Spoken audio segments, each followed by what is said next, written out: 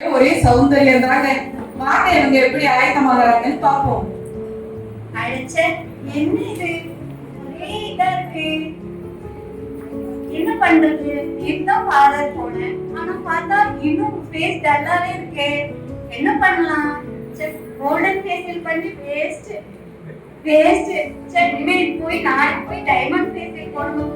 எப்படியானா கிறிஸ்மஸ்க்குள்ள ரொம்ப அழகா இருக்கணும். என்ன பண்ணலாம்? நிறைய கமிட்மெண்ட் இருக்கே. சரி இதுக்கெல்லாம் நம்ம சீக்கிரம் போய் பின்னி பொன்னாபந்தங்களை அணிந்து உயர்ந்த வஸ்திரங்களை உடுத்திக் கொள்ளுதலாகிய புறமான அலங்கரிப்பு உங்களுக்கு அலங்காரமாயிராம். அழியாத அலங்கரிப்பாய் இருக்கிற சாந்தமும் அமைதலும் உள்ள ஆவியாகிய இருதயத்தில் மறைந்திருக்கிற குணமே உங்களுக்கு அலங்காரமாய் இருக்க கிடவது. அதுவே தேவனுடைய பார்வையில் விலையேற பெற்றது என்று வேதாகமும் சொல்லுகிறது. ஆனால் நம்ம சகோதரி வெளியரங்கமான புறம்பான அலங்கரிப்புக்கு முக்கியத்துவம் கொடுத்ததினால் அவர்கள் கர்த்தருக்கு முன்முடி சூட்டி வேதனைப்படுத்துகிறார்.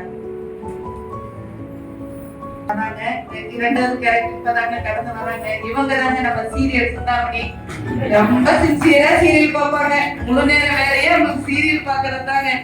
இவங்க எப்படி கிறிஸ்துமஸ்க்கு ஆயத்தமாகறாங்கன்னு பார்ப்போம். அம்மாடா போன் பேசி முடிச்சாச்சு. போனை சுவிட்ச் ஆஃப் பண்ணிடலாம். சீரியல் பார்க்க டைம் ஆயிடுச்சு. போன ஆன் பண்ணி வச்சோம்னா ஆசிரமா போன் பண்ணி சர்ச்சுக்கு வாங்க வாங்க கூப்பிடுவாங்க. அதனால போனை சுவிட்ச் ஆஃப் பண்ணி வச்சுட்டு இலக்கிய சீரியல் 3 மணி நேரம் இன்னைக்கு போடுறாங்க. பாத்திர வேண்டியதான். சமையல் கூட செய்யல. அவர் வந்தாருன்னா 2 ஆம்லெட் போட்டு கொடுத்துட வேண்டியதான். சாப்பிட்டு ஆம்லெட் போட்டா ஒன்னும் சொல்ல மாட்டாரு எங்க வீட்டுக்காரரு. அதனால ஆம்லெட் போட்டு கொடுத்துட வேண்டியதான். 3 மணி நேரம் சீரியல் பார்த்துட்டு ஜம்முனி இன்னைக்கு இருக்க வேண்டியதான். கதவெல்லாம் அடைச்சாச்சு, கதவெல்லாம் சாத்தியாச்சு. யாரும் டிஸ்டர்ப் பண்ண மாட்டாங்க. போனை சுவிட்ச் ஆஃப் பண்ணியாச்சு. பாஸ்வேர்டா கூப்பிட மாட்டாங்க. இன்னைக்கு இதுதான் என்னோட பொறாமைகள், கொலைகள், வெறிகள், கலியாட்டுகள் முதலானவைகளே. இப்படிப்பட்டவைகளை செய்கிறவர்கள் தேவனுடைய ராஜ்யத்தை சுதந்திரிப்பதில்லை என்று முன்னே நான் சொன்னது போல இப்பொழுது உங்களுக்கு சொல்லுகிறேன் என்று வேதாகம் நமக்கு சொல்லுகிறது. சினிமா சீரியல் போன்று வீணான பொழுதுபோக்கில் நேரத்தை விரயமாக்காமல் நாம் கர்த்தருக்கு முன்முடி சூட்டி வேதனைப்படுத்துகிறோம். 3வது கேரக்டர் வராங்க. இவங்க தாங்க நம்ம காசிப் கண்மணிகள். இவங்களுக்கு வாய் மட்டும் இல்லைன்னா என்னைக்கும் நாய் தூக்கிட்டு போயிருக்கோம். வாங்க என்ன பேசுறாங்கன்னு தான் பார்ப்போம். அக்கா சர்ச்சுக்கு போலாமா? ரெடி ஆயிட்டேன். நீங்க ரெடியா இருக்கீங்களா? போலாங்களா? கால் பண்ணாங்க. சரி நம்ம வர கஷ்டமா அப்படின்னு கிளம்பலாங்களா நம்ம? சரி இந்த அக்கா மாதிரி என்ன பண்றாங்கன்னு போய் பார்த்துட்டு வரலாம். 2 வேளையும் பர்ச்சேஸ் கிளம்ப சொன்னேன். வேற ஏதாவது சொதப்பி வச்சிருப்பாங்க. போய் பார்த்துட்டு வர பாருங்க. ஆமா 2 பேருமே இங்கதான் இருக்கீங்களா? ஆமா. என்ன பண்ணிட்டு இருக்கீங்க? எங்க இருக்கீங்க? பாஸ்டர்மா கால் பண்ணாங்க. சர்ச்சுக்கு போறோம்னு நாங்க கிளம்பிட்டு இருக்கோம். என்னது சர்ச்சுக்கு போறீங்களா? எதுக்கு? பிரேயர் பண்றதுக்கு. ஆஹா பிரேயர்ல உங்களுக்கு யார் பிரேயர் போக சொன்னது? பிரேயர் போற பாஸ்டர்மா கால் பண்ணிட்டே இருக்காங்க. சரி ஒரு நிமிஷம். நீங்க சாரி வாங்கிட்டீங்களா? சாரி வாங்கியாச்சுங்க. முன்னாடி அந்த அக்கா ஒரு அக்கா போட்டுருந்தாங்களே அதை விட காஸ்ட்லியா வாங்குனீங்களா? போன வருஷத்துக்காட்டி இந்த வருஷம் காஸ்ட்லியா வாங்கி எல்லாத்தையும் நம்ம பாங்க நம்ம மேல கண்டு பாக்குற மாதிரி வச்சிருக்கோம். சூப்பர். அப்புறம் நீங்க? நான் வாங்கிட்டேன். 10 லட்சம் ரூபாய்க்கு வட்டிக்கு கடன் வாங்கி இந்த பாருங்க தங்க வெட்டி கடன் வாங்கி நெக்லஸ் வாங்க சொன்னேன். வாங்கிட்டாங்க. சூப்பர்ங்க. வாங்கிட்டேன். நம்ம கணக்கெடுறது இல்ல. நம்ம வீட்டுக்காரர் தானே கஷ்டப்படுறாங்க. அதனாலதான் நம்ம நாளைக்கு சந்தோஷமா இருக்கணும். அவ்வளோ என்ஜாய் பண்ணுவோம். அப்புறம் 2 முக்கியமான விஷயம் சொல்றேன். என்ன பண்றீங்கன்னா ஃபர்ஸ்ட் ஆளா சர்ச்சுக்கு வந்த உடனே லாஸ்ட் சீட்டா பிடிச்சுக்கணும். சரியா? யார் உள்ள வரா, என்ன சேரி போட்டிருக்கா, என்ன நகை போட்டிருக்காங்க, என்ன செருப்பு போட்டிருக்காங்க முதற்கொண்டு நோட் பண்ணணும். ஆமா சரியா? கம்பல்சரி நம்ம பங்கு பின்னாடி தான் உட்காரணும். பாஸ்டர் சொல்லுவாங்க முன்னாடி வாங்க சிஸ்டர் ஆசீர்வாதம் உண்டுன்னு. வரக்கூடாது.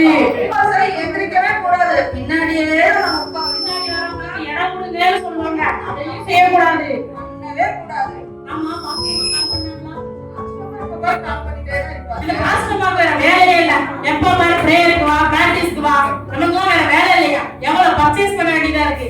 பிரேயருக்கு போகாதீங்க, வாங்க நம்ம பர்ச்சேஸ் பண்ணி விலகி இரு.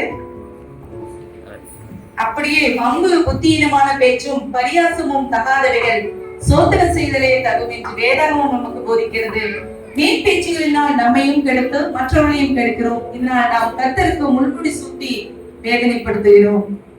வேதத்திற்கு முக்கியத்துவம் கொடுத்து தன்னுடைய வீட்டின் காரியங்களை ஒழுங்குபடுத்தும்படியாய்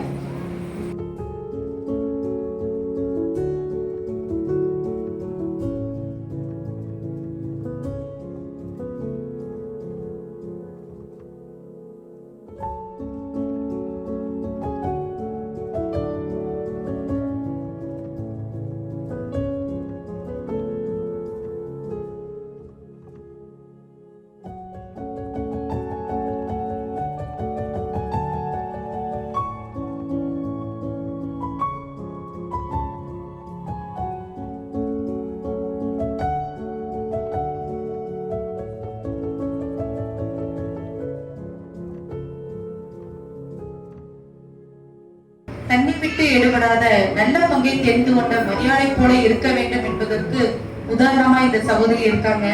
அவள் சோம்பலின் அப்பத்தை புசியாமல் தன் வீட்டுக்காரியம் எப்படி நடக்கிறது என்று கண்ணோக்கமாய் இருக்கிறாள்.